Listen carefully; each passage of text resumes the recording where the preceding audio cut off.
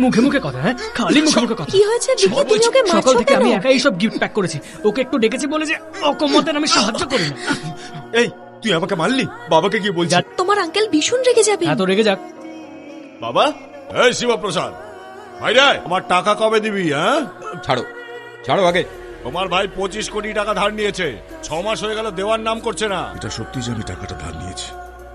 এখন মার্কেট খুব খারাপ, আমি ওনার টাকাটা ফেরত দিতে পারিনি। আমাদের বাড়িতে একটা বিয়ে আছে, এক্ষুনি টাকা দেওয়া সম্ভব নয়। আমি টাকা ছাড়া এখান থেকে নড়ছি না। আপনি বললে আমি সাদা পাতাতে সই করতে রাজি আছি। তোর ছেলেকে বল সাইন করতে। হঠাৎ তুই ফুটে গেলে সইটা করে দে না বাবা, আমি বাকিটা দেখে নেব। তুমি যে ভুলটা করেছো তার জন্য আমি কেন শাস্তি পাবো? আমি সাইন করবো না। আমি সই করলে তোমার কাজ হবে? আপনি সাইন করলে কাজ চলে যেতে পারে, আপনার ছেলেরও সাইন লাগবে কিন্তু আমার।